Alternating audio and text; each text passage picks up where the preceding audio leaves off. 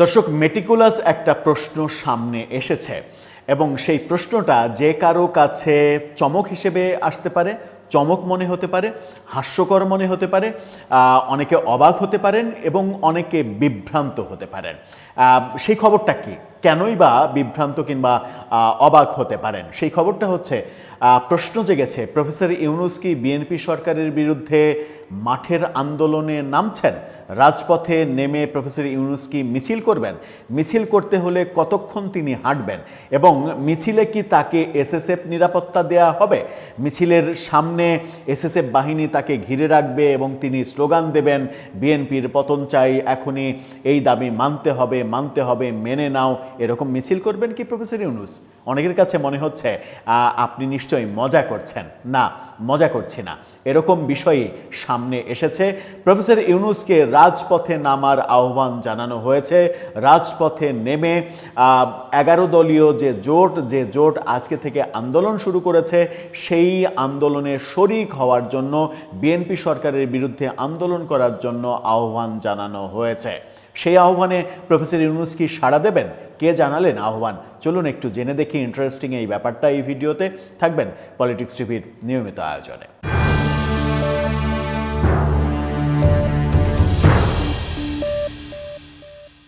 দর্শক, বলছিলাম meticulous professor ইউনূসের সরকার বিরোধী আন্দোলনে যোগ দেওয়ার সম্ভাব্যতা নিয়ে। তার আগে একটি মানবিক ব্যাপার বলতে চাই। ফুড ফর অল, সবার জন্য খাদ্য, এই স্লোগান নিয়ে একদল তরুণ সাধারণ অসহায় ক্ষুধার্ত মানুষের পাশে রান্না করা খাবার নিয়ে দাঁড়াচ্ছে। ডেসক্রিপশন বক্সে লিঙ্ক দেওয়া আছে, সেই চ্যানেলটি সাবস্ক্রাইব করে অন্তত তাদের এই মানবিক কর্মটাকে অনুপ্রাণিত করবেন। চলে যাচ্ছি মূল আলোচনায়। বলছিলাম প্রফেসর ইউনূস কি সত্যিই আন্দোলনে নামছেন? ব্যাপারটা মজার ঠেকলেও ব্যাপারটা সত্যের দিকে গেলে অবাক হওয়ার কিছু থাকবে না। প্রফেসর ইউনূসকে আন্দোলনের আহ্বান জানালেন, রাজপথে নেমে আসার আহ্বান জানালেন নাহিদ ইসলাম, এনসিপির আহ্বায়ক। তিনি ওমরায় গিয়েছিলেন। ওমরায় গিয়ে সম্ভবত এই বুদ্ধিটা তার মাথায় এসেছে যে দেশে ফিরেই তিনি প্রফেসর ইউনূসের উদ্দেশ্যে বলবেন, আপনি রাজপথে নেমে আসেন, বিএনপি সরকারের বিরুদ্ধে আন্দোলন করেন। কিন্তু একবারও কি নাহিদ ইসলাম ভেবে দেখেছেন যে প্রফেসর ইউনূস সরকারে থাকা অবস্থায়, তার অন্তর্বর্তী সরকারে থাকা অবস্থায় নিজের আখের যেভাবে গুছিয়ে নিয়েছেন, কর মওকুফ, মানে মামলা বাতিল, মানে হাজার হাজার কোটি টাকা মানে নিজের করে নেয়া, বিভিন্ন নিজের প্রতিষ্ঠানের লাইসেন্স নেওয়া, এই ব্যাপারগুলো বিএনপি সরকার এক তুড়িতে বাতিল করে দিতে পারে যদি প্রফেসর ইউনূস একটা টু শব্দও করেন। কি বললেন নাহিদ ইসলাম? গণমাধ্যম কি বলছে? কালের কণ্ঠের এই শিরোনাম দেখে নিন। সেখানে বলা হচ্ছে, ডক্টর ইউনূসকে রাজপথে নেমে আন্দোলনে যোগ দেওয়ার আহ্বান নাহিদের। রাজপথে নামার মতো শারীরিক সক্ষমতাও কি প্রফেসর ইউনূসের আছে? অবশ্য আছে, কারণ তাকে তো বেশ সবল মনে হয়।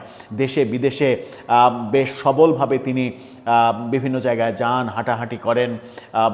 শুধুমাত্র একটু ওই একতলা থেকে দুতলা, তিনতলা সিঁড়িতে ওঠা নামাতে একটু সমস্যা হয়, কারণ বয়স তো 85 বছর পার হয়ে গেছে।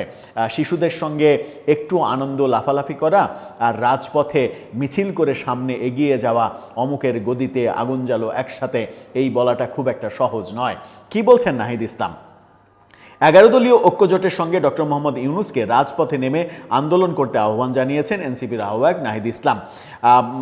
বিমানবন্দরে তিনি এই কথা বলেন। তিনি বলেন, সংসদে বিএনপি গুরুত্বপূর্ণ অধ্যাদেশ বাতিল করায় অন্তর্বর্তী সরকারের যাদের হাত ধরে অধ্যাদেশ বাস্তবায়ন হয়েছিল তাদের সঙ্গে সরকারকে কথা বলতে হবে। ইঞ্জিনিয়ারিং করে বিএনপিকে ক্ষমতায় এনে অন্তর্বর্তী সরকারের উপদেষ্টারা নিজ নিজ কাজে চলে যাওয়ার বিষয়ে সবাইকে সজাগ থাকতে হবে। অর্থাৎ ইলেকশন ইঞ্জিনিয়ারিং করে বিএনপিকে ক্ষমতায় এনেছে প্রফেসর ইউনূসের সরকার, উপদেষ্টারা, এবং বিএনপিকে ক্ষমতায় এনে নিজের ধান্দায় ব্যস্ত হয়ে গেছে। এখন আর এই ব্যাপারে কোনো কথা বলছে না। এই কথা না বললে তাদেরকে ছাড়া হবে না, তাদেরকে কথা বলতে হবে, আন্দোলন করতে হবে, আমাদের সঙ্গে রাজপথে নামতে হবে, মিছিল করতে হবে, এই ব্যাপারগুলো তিনি বলছেন। রাজপথে নেমে আন্দোলনে যোগ দিতে হবে বলছেন। নাহিদ ইসলাম বলেন, ডক্টর মোহাম্মদ ইউনূসকে অধ্যাদেশ নিয়ে কথা বলতে হবে। তারা যখন ক্ষমতায় ছিল তখন অধ্যাদেশ করেছে, ইঞ্জিনিয়ারিং করে বিএনপিকে ক্ষমতায় এনেছে। এখন তারা নিজেদের কাজে চলে যাবে, তা হবে না। আমি ডক্টর মোহাম্মদ ইউনূসকে রাজপথে নেমে আসার আহ্বান জানাই। তিনি বলেন, বিএনপি বুঝতেছে না সামনে অর্থনৈতিক মন্দা আসতেছে, এখন সরকার জনগণের হয়ে কথা না বললে তারা টিকতে পারবে না। তিনি বলছেন, উমরায় যাওয়ার আগেই বুঝতে পেরেছিলাম সামনে কি হতে যাচ্ছে, এখন যা হচ্ছে তা অপ্রত্যাশিত না।